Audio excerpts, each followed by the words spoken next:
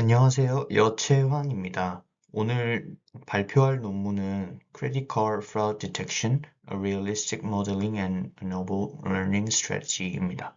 이 논문은 실제 금융 시스템에서 발생하는 사기 거래 탐지 문제를 데이터 불균형, 시계열 변화, 레이블 지연 등 현실적인 제약 조건을 고려하여 해결하려는 전략을 제시합니다. 학문적으로도 의미 있고 실무 적용 가능성도 높은 흥미로운 논문이라서 이 논문을 선택하게 되었습니다. 신용카드 사기는 전 세계적으로 매년 수십억 달러의 경제적 손실을 유발합니다. 특히 최근에는 모바일 결제와 온라인 거래가 급증하면서 실시간으로 사기 거래를 탐지하는 시스템의 중요성이 더욱 커지고 있습니다. 하지만 우리가 알고 있는 대부분의 머신러닝 모델들은 현실적인 제약 조건을 충분히 고려하지 않은 실험 환경에서 설계되었습니다. 그래서 이 논문은 금융 시스템에서 실제로 발생하는 문제들을 반영해서 현실성 있는 모델링을 시도하였습니다. 이 논문이 다루는 핵심 문제는 총 4가지입니다. 첫째는 이제 데이터 불균형으로 대부분의 거래는 정상이고 사기는 극히 일부에 불과해서 데이터가 불균형된 것을 의미하고요. 둘째는 개념 드리프트인데 사기꾼의 전략이 시간이 지나면서 바뀌기 때문에 과거 데이터를 기반으로 한 모델이 금방 무력화된다는 것이 또 하나의 문제점입니다. 셋째는 레이블 지연 문제입니다. 거래가 발생하고 나서 사기 여부를 확정짓기까지 시간이 되게 많이 걸리기 때문에 학습에 활용하기 되게 어려운 경우가 많죠. 마지막으로는 샘플 선택 평량입니다. 수사관이 의심한 거래에만 라벨이 달리므로 모델이 편향된 데이터만 학습하게 되는 구조를 말합니다. 이번 슬라이드에서는 이제 현실 금융 사기 탐지 시스템 구조, 이걸 FDS 구조라고 하는데, FDS는 이제 Fraud Detection System의 약자이고요. 현실에서 이제 카드사는 이런 다단계 구조의 사기 탐지 시스템을 운영하고 있는데, 이것을 FDS 구조라고 합니다. 먼저 거래가 발생하면 카드 단말기 자체에서 초기 보안 검사가 이루어지고, 그 다음에 룰 기반 필터들이 작동하면서 명확한 사기를 1차적으로 걸러냅니다. 이거를 이제 블로킹 룰이라고 하고요. 두 번째, 스코어링 룰도 그거를 의미합니다. 그 다음에 4, 5단계가 가장 중요한데, 머신러닝 기반 모델이 사기 확률을 계산하고, 마지막으로 수사관이 직접 확인 후 레이블을 피드백하는 구조입니다.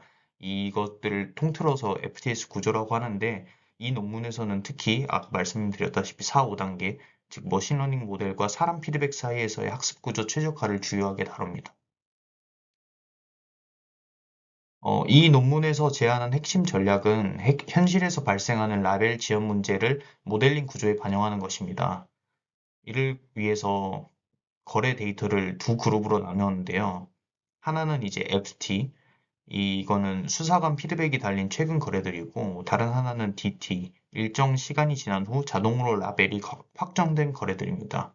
두 데이터는 특성이 다르기 때문에 하나의 모델에 함께 넣기보다는 각각 따로 학습하고 최종 예측을 가중평균을 내어서 앙상블하는 모델을 이 논문에서는 제시하였는데요.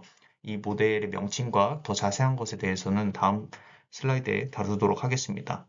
그리고 이 수식이 바로 그 방식입니다. 여기 보시면 수식이 나와 있죠?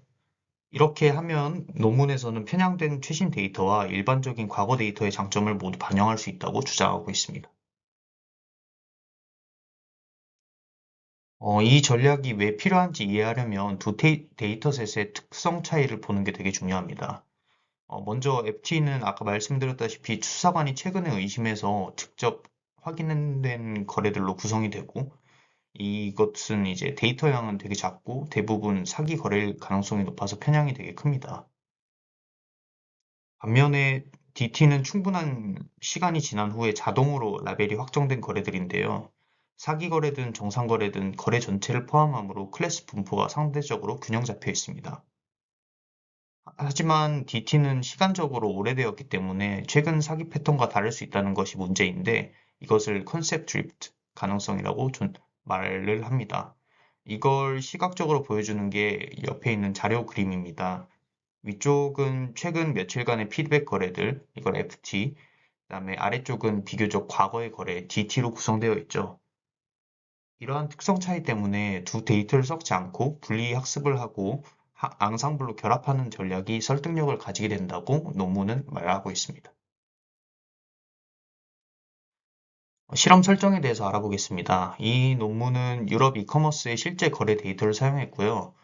데이터는 2년간 2013년부터 15년 축적된 실제 데이터를 이용하고 있는데 이제 약 7,500만 건의 거래를 포함하고 있고 사기 거래는 전체의 0.2%도 되지 않아서 심각한 클래스 불균형을 가지고 있습니다. 또한 거래 후에 바로 라벨이 주어지지 않고 수사관의 피드백이나 일정 시간이 지나야 라벨이 확정됩니다. 옆에 자료 그림을 보시면 여기 이제 나와 있는 A, 위에 있는 건 사기 거래 수이고 밑에 있는 B는 사기 카드 수인데요. 사기 거래 그래프를 자세히 보시면 대부분 이제 날마다 500건 이하로 일어나지만 특정 일자에 되게 급등해서 이 특정한 일자에만 중점적으로 이루어지는 것을 알 수 있고요. 사기 카드 수 또한 보통 100에서 200개 수준이지만 역시 특정 시기에 급등하며 사기 거래가 사기 카드 수보다 많은 것을 보아서 한 카드로 여러 번의 사기 거래가 일어난 것을 짐작할 수 있습니다. 즉, 데이터 자체가 시계열적으로 변동이 크며 편향과 분산이 매우 크다는 것을 알 수 있고, 이는 무조건 모델 성능에 큰 영향을 줄 것이라고 예측할 수 있습니다. 이 논문에서는 실제 수사 업무 상황을 반영하기 위해서 PK와 CPK라는 지표들을 핵심 평가 지표로 사용합니다. 특히 이제 CPK는 사기 거래가 발생한 카드들을 얼마나 잘 탐지하는가를 보여주는 지표로 실전 대응에서 매우 중요한 지표입니다. 옆에 자료들을 보겠습니다. 여기 밑에 작게 영어로 쓰여져 있는 것을 보시면 A는 이제 AW, W, WD 모델의 CPK 시계열 변화 15일 평균을 냈죠. 그거고 B는 일별 사기 카드 시계열입니다. 보시다시피 AW 모델은 대부분 구간에서 CPK가 가장 높으며 사기 카드 수가 급증하는 지점에서는 이제 다른 모델들에 비해서 그 성능 차이가 더욱 두드러지는 것을 알 수 있습니다. 또한 이제 B의 카드 수 추이랑 A의 CPK 피크가 거의 완벽히 일치하는 것도 알 수 있고요. 어, 즉, AW 모델은 사기 카드 수가 많은 날일수록 더욱 정확하게 탐지하는 것을 알 수 있고, 이는 곧 이제 지표의 성능과도 직결됩니다. 즉, 이것은 AW 모델이 단순히 평균 성능이 좋은 게 아니라 시간 흐름에 따른 데이터 특성 변화, 아까 컨셉트 드리프트라고 했죠. 이거에 보다 잘 적응한다는 것을 의미합니다. 실험 설정에 대해서 간략하게 말씀드리겠습니다. 실험은 매일 이제 슬라이딩 윈도우라는 방법을 이용해서 모델을 업데이트하고 해당 일 거래에 대해서 사기 탐지를 수행하는 방식으로 진행이 됩니다. 아까 슬라이딩 윈도우라고 말씀드렸는데 이거는 일정 기간의 데이터를 계속 갱신해 가면서 모델을 학습하는 방식입니다. 그래서 현실 시스템처럼 최신 데이터 흐름을 반영할 수 있다는 장점이 있지만 라벨 지연이나 피드백 편향 같은 현실적인 한계를 반영하지 못한다는 문제가 있죠. 그래서 이제 기존 베이스라인은 W 모델이라고 지정을 했는데 이거는 아까 말씀드렸던 FT, 피드백하고 DT, 지연 라벨을 단순하게 통합해서 학습하는 모델입니다. 하지만 이 방식은 수사관 피드백에 편향이 될 수 있고 컨셉 드리프트에 제대로 대응하지 못하는 단점이 있습니다. FT랑 DT가 합쳐져 있으니까 그렇죠. 제한 방식인 AW 모델은 이 자료, 옆에 자료에서 보듯이 어, FT랑 DT를 분리해서 각각 모델 학습하고 예측 결과를 포스테리어 확률 평균으로 결합하는 앙상블 구조입니다. 그림을 더 보시면 이제 두 모델의 구조 차이를 명확하게 확인할 수 있는데요. 위에 A가 W 모델이고 B가 AW 모델인데 AW는 이제 이론적으로 드리프트나 불균형에 더 유연하게 대응할 수 있는 구조이며 이 실험은 이 둘의 성능 차이를 같은 환경에서 직접 비교해서 측정을 한 다음에 이거를 실험 결과로 나타내서 보여주고 있습니다. 이 구조는 실제 시스템에서 발생하는 라벨 지연 문제랑 피드백 편향 문제를 동시에 해결하려는 전략입니다. 실험은 이 두 구조를 동일한 환경에서 비교함으로써 AW 구조의 성능적 이점을 입증하는 것을 목표로 하고 있습니다. 실험에 사용된 모델들을 간략하게 정리해서 설명하겠습니다. 아까도 다 말씀을 드렸는데 이번에는 이제 논문에 나온 표를 이용해서 말씀을 드릴게요.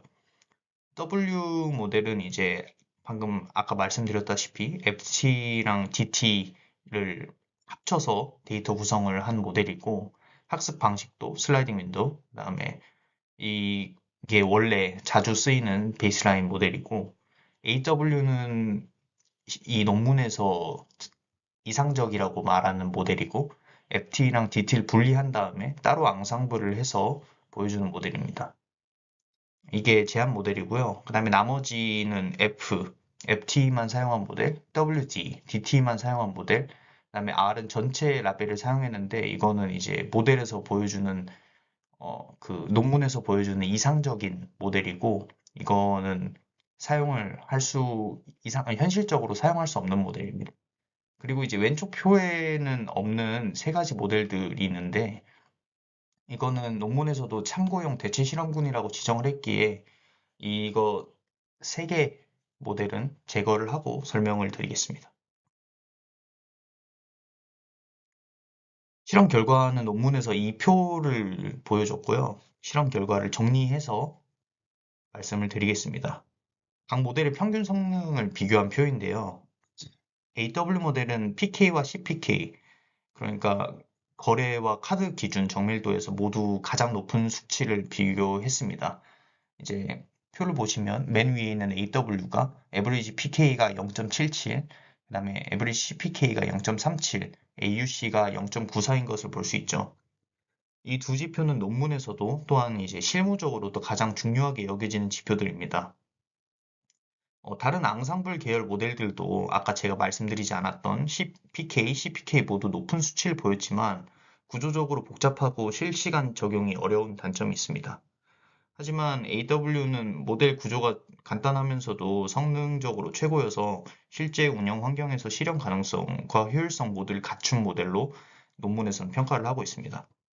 근데 AUC는 그 AW 모델 0.94인데 R 모델을 보시면 0.96으로 AW보다 R이 더 크지만 논문에서는 이제 R 모델이 실제 시스템에서 사용할 수 없는 모든 거래 라벨을 알고 있다는 비현실적인 가정하에 계산된 기준 모델이기 때문에 이거는 그렇게 크게 설명을 하지 않았고요.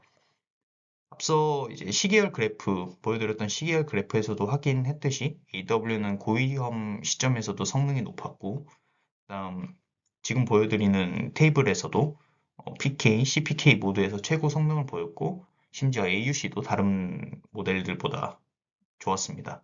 이는 단순 평균 이상의 실전 효율성을 입증한다고 알 수 있고 그래서 요약을 하자면 AW는 단순히 평균 수치가 높은 것뿐만 아니라 실제 운영 환경에서도 적용 가능한 구조를 갖추면서 실무 핵심 지표인 PK 그리고 CPK에서 최고 성능을 기록한 모델이라고 주장하고 이 모델을 논문에서는 제안을 하고 있습니다.